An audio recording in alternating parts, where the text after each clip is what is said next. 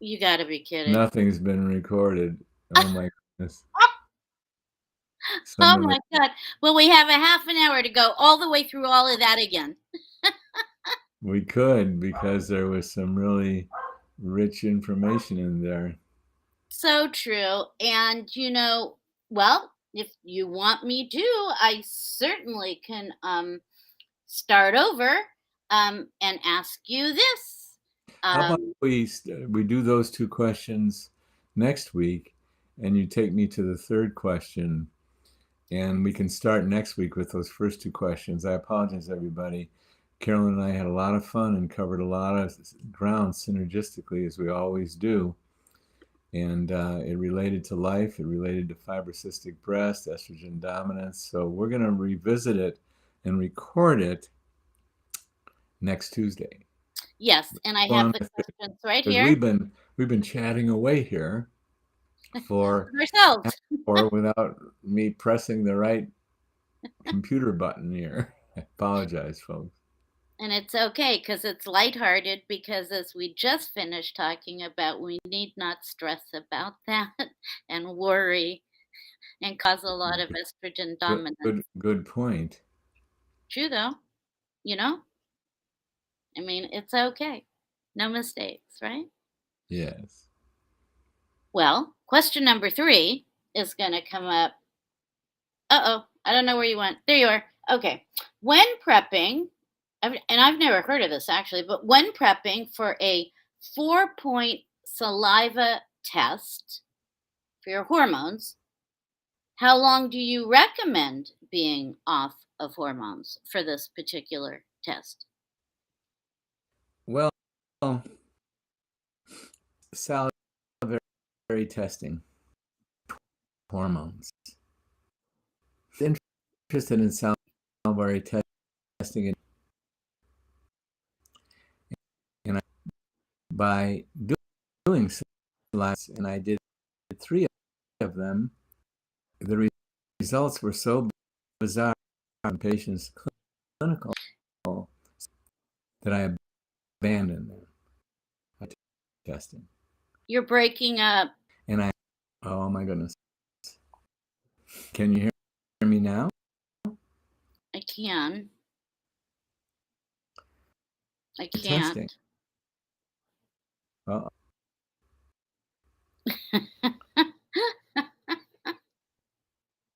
Talking again. Can you hear me now? You're kind of going in and out, so I'm getting words here and words there. Okay. Yeah, I'm sound is off and on. I'm gonna over again. Okay.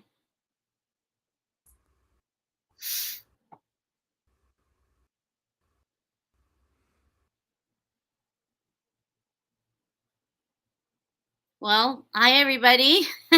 As Dr. Rosensweet is figuring out how to get back, he's back. Can you hear me now? I can. All right. So, salivary hormone testing. In 1993, I was interested in it because patients could do it at home. I did 3 salivary tests on women I was treating in menopause. The results were so discrepant from the clinical situation that I thought, this is not okay. And I talked to some colleagues of mine, and they say 24-hour urine hormone testing is the gold standard. You want to learn everything you need to learn, do the 24-hour urine hormone testing. And from that moment on, I did that, and it was just so rewarding. Everything, the testing is so excellent. So I abandoned salivary hormone testing. I realized that salivary hormone testing is being taught out there. I know this very well. In the world of treating with hormones, salivary testing is controversial, and the traditional physicians, as stated in the writings of the North American Menopause Society, which are the traditional voices organizations that relate to menopause and the American College of Gynecology, they say do not do salivary testing, it doesn't work. And I do agree with them. And I do agree with my holistic colleagues who say that it doesn't work. And there are physicians out there who will challenge me on this. And they will not like what I'm saying about salivary testing. So, because I care a great deal about the validity of the work that we're doing in treating women in menopause, you're aware of this, that we have many activities afloat to develop standard of care and get board certification. There's many issues to clear up, including the whole subject of testing. So for the last 2 months, we've been sending in split specimens. That means individual men, me for one, and individual women, when we go to test their hormone levels, we have them simultaneously give a sample to 2 different 24-hour urine hormone labs, a urine 5-point lab, salivary lab, and blood testing. On the same day, we're testing all of these, and our preliminary results show me what happened when that the salivary testing does not jive. Now, I'm not going to finalize this, and someday we're going to come out with an actual study, a scientific study to show our results, because we're going to do this with a lot of folks. We're not just going to do it with a few. And I do understand that what I've been told is that honorable people are still standing by the saliva test. And it's like any testing. When you're doing a total clinical evaluation of someone, when you're doing a medical history, when you're doing a physical exam, when you're doing all kinds of testing that relate to the condition that you're wanting to address, and you get familiar with a certain type of testing, you can correlate it with the actual patient. So I'm not totally dispensing with salivary, but at this point, I do not use it and do not recommend it for treating women and men in menopause and andropause. Salivary testing does happen to work pretty well if you're assessing cortisol. And what your questioner said, how do I prepare for my 4 different salivary collections? Why are they doing 4?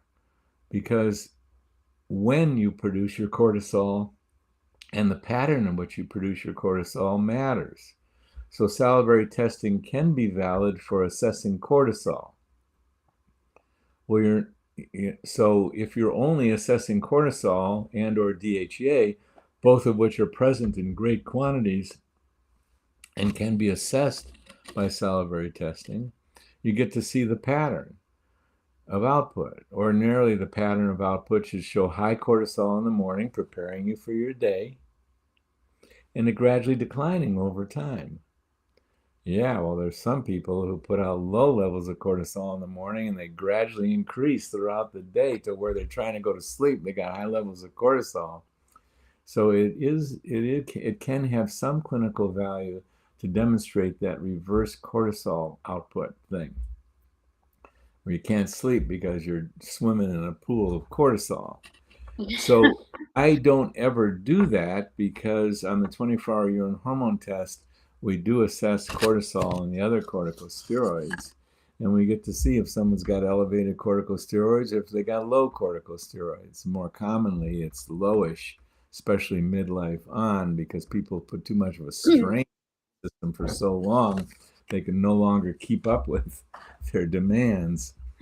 So salivary hormone testing for treating a woman in menopause and a man in andropause, I recommend that you do not do that, and that you turn towards the state-of-the-art testing for ovarian hormones and testicular hormones, 24-hour urine hormone testing.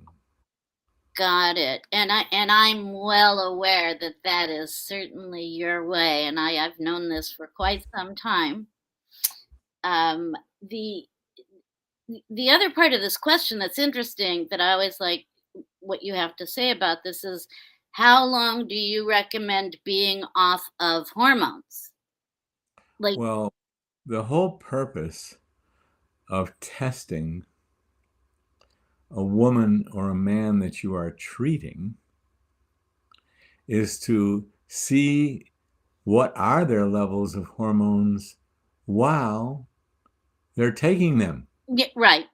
So you should be off of hormones zero. Correct. Don't go off of your hormones. The whole purpose of testing you is to see how many hormones are in your body on a daily basis. The 24-hour urine hormone test does that perfectly. In fact, to do a 24-hour urine hormone test, our instructions are this: be religious on your hormone dosages for 7 days, and then be sure and continue to take them while you're collecting your 24-hour urine, because that's going to tell us how much is floating around your body. To stop hormones, ovarian hormones, I don't know what kind of information you're going to get. Like zilch. What are you going to learn? You stop the hormones. What's the value? Are you going to learn that you're going to go into symptoms of insufficiency? So now I can't vouch for the instructions that are in the salivary hormone test. So you have to turn to someone else. If you're going to be testing by saliva, turn to the laboratory that issued the kit and follow their instructions. But as far as 24-hour urine hormone testing, we want you to be impeccable on your dosage taking, plus right on through your collection period. Then we get to see what's actually happening in your body. That's a wonderful thing about it. And it's totally independent of when you took your last dose. Because you're collecting for a full 24 hours, it doesn't matter when you take your dosages or when you took your last dose, just so long as you are regular. Right. And daily or twice daily, you're taking your hormones, you just do it like you always do it. And we get a real time evaluation of what's going on in your body. It's fabulous. I wouldn't be here today on this call with you had not a colleague of mine in 1993 suggested to me, do the 24-hour urine hormone test. It's fabulous. It's a learning curve. There's a lot of moving parts. It's inexpensive. It's the best deal in medicine. Go ahead and do it. You'll love it. It'll change your career. They were so right. Yeah, you don't have to do it every other day either. Yeah. We do it once a year. Right. That's all it takes. It's very Right. rare that we do it twice. We do it once a year. So this is going to lead me into my next question, which, yeah.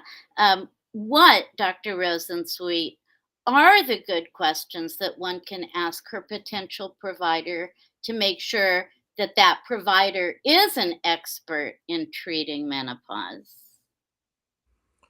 Oh boy, I love this question because it takes us right down to every woman and every man's primary task. Is it's imperative that you find someone who knows what they're doing. And one of the reasons I wrote that book, Happy Healthy Hormones, that you can download from the Ins and Outs of Menopause that Carolyn posts, is it gives you an idea what a very thorough treating women process is. And out of that, you're going to know the right questions to ask. But here's the criterion. Number one, you want to contact a healthcare provider that you feel comfortable with them and their office. That you like them, you trust them. So these are very basic skills, and a lot of providers have them and some don't. They care. They care about doing good stuff. They're not super rushed. And they listen, because they're going to have to figure you out because you're an individual and there's no way around it. We all look alike, so to speak, as human beings, although there is a male and female obvious difference. We were pretty much functioning similar. We were walking and talking and doing our thing. We look pretty similar, and we're similar in a lot of ways.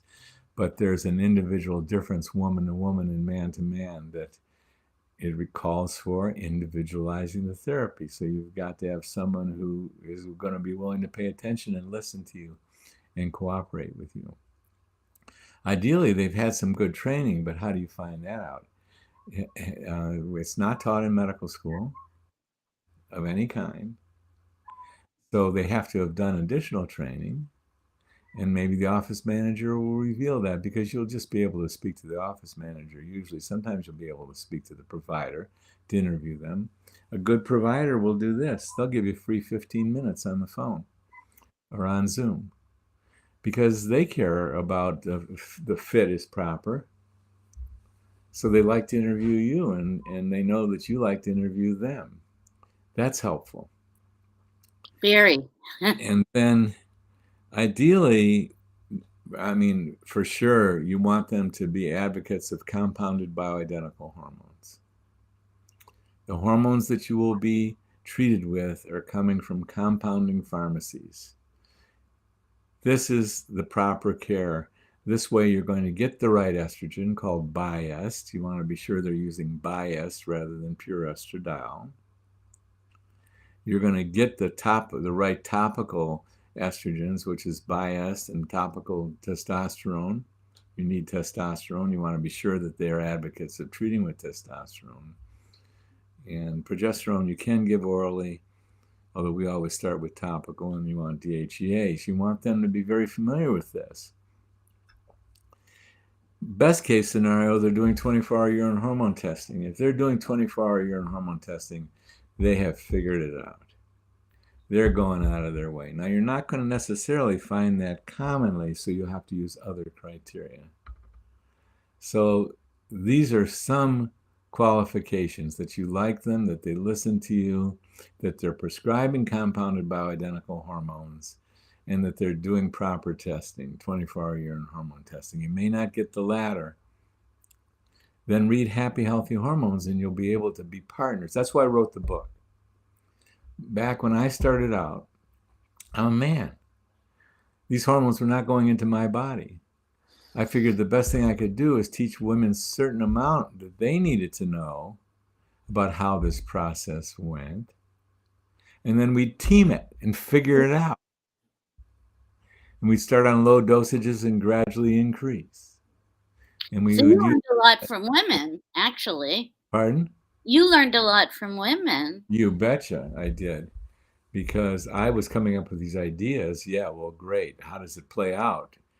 When you have an idea and you deploy the idea, does it work? Does the woman feel better, for example? Does she get her symptoms alleviated? Do we get the balance right? So I figured best in my early days to partner with women, and we'll figure it out together, because they're going to feel it. And if we get the hormones right, they're going to, quote, feel better. How radical is that? Well, that was my MO, because there wasn't a lot known back when I started out. So we figured it out together, and that's why I wrote the book. And that's why I recommend that you download that book, Happy Healthy Hormones, because you're going to know a lot. You're going to see a pattern of excellence that we describe in that book, and you want to get close to that. Not to mention, is someone actually prescribing the hormones in organic oils base that we provide. So lots of different criteria. Now, having said that, if someone didn't know a lot and they were eager to prescribe hormones, and they gave you an estrogen form and a progesterone and a testosterone, you don't want to leave out testosterone. It's so crucial you do not leave out testosterone. Every single woman needs testosterone. Women have more testosterone in their body than they have estradiol. Come on now. Must be a reason. It's not a male hormone. It's a human hormone. It's a female hormone too. Your muscles need it. Your bones need it. Your mood needs it.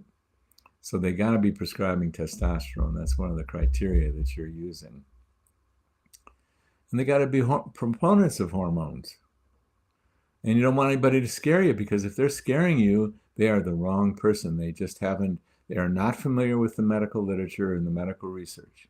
If they scare you, they got it backwards. They're listening to the old Women's Health Initiative that falsely reported increased risk when there actually was no increased risk. And later, that whole thing's been retracted. Women who are treated with hormones are at less risk for breast cancer, heart attack, stroke, and 3 other majors, dementia, all kinds of things, than women who are not receiving treatment. That's the science. So if they're scaring you, politely say, I'm so sorry. I do not agree. This is not proper science. Please read the retraction of the Women's Health Initiative. Read Estrogen Matters. Read the most recent 7 million women study of that's out there showing the benefits of hormones. Because this is something I can never emphasize enough. Women who are treated with hormones, no matter what those hormones are at less risk for breast cancer, heart attack, stroke, colon cancer, dementia than women who are untreated with hormones. Less risk. LES. Such important information. Ah, Yeah. So at any rate, those are some of the criteria you can use. Don't let them scare you. They're just not the right one for you. You don't have to do an argument with them, do a discussion. You just got to keep on shopping. So the main task is you go shopping until you find a provider that you like and trust and is knowledgeable and experienced. And you can do this. And with telemedicine, you just need someone in your state. They don't have to be down the block or a half hour's drive. We do all of our work by telemedicine, with the exception of one visit a year to comply with the Drug Enforcement Agency around prescribing testosterone. So telemedicine opens it up, and check in with us. Go to menopausemethod.com. We have providers. We've trained over 600 providers in the United States, so we might have one that's current in your state. right. And you can always get with me on the ins and outs of menopause with David Rosensweet, MD. It is our shared page, my page, but our shared page. And then I can send you off to someone who might well know where there is a doctor who is near you that you would be able to see, trained by Dr. Rosensweet. And then we hope all will be well. And read the book, which is at the top of the page and easily found, but I'll help you find it if you can't. So I'm wondering, we have a few minutes left. This question's a bit heady. Would you like to do the last question I have on estrogen blockers, or I can go You ahead get and to choose. You get to choose, Carolyn. okay, I think that because we didn't do the first half hour, but we had a good chat. Uh, Let me ask the Facebook user is saying, I'm back. I went to a hormone specialist who said my hormone levels were fine and that I was probably suffering from long COVID, probably like long haulers. Ironically, which has symptoms mirroring menopause.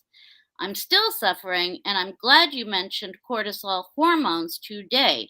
I'm fighting cortisol and insulin resistance, two hormones rarely mentioned by other hormone specialists. Let's just break this down a little bit here. We train our healthcare providers to address women of the menopause age demographic in this way. No matter how many symptoms that they have, it's often wisest to address replenishing hormones first and then see how many of those symptoms are actually remaining. And it's remarkable, because the hormones are the most powerful biochemicals in our body, that when we replenish them properly, we wind up eliminating many, if not most, if not all of their symptoms. Now, of course, there's other things that can be going on and commonly are, but so I don't want to totally just disregard those. But get the menopause right. So Facebook user, when you say you went to a hormone specialist who said my hormone levels were fine, I don't understand that statement. And please post your age and when your last period was, because if you are menopausal, or let me put it another way, if you're not regularly menstruating, your hormone levels are not fine. And if your periods have stopped, they are super low. Right. They could be quote average for a 55-year-old woman who's not menstruating super low, so someone could comment fine. But this is, I don't know enough about you, but so I'm unsure about that. And then I'm fighting cortisol. Okay, she's 44 and regularly menstruating. Thank you. Well, that may or may not be true because by 44, you can already be experiencing a certain element of decline and the consequences thereof. The only way I could actually say fine is if we had a 24-hour urine hormone test on you when you were 20 and we get to compare it with you at 44. And symptoms will often tell us whether your 44-year-old hormone levels are decent or not.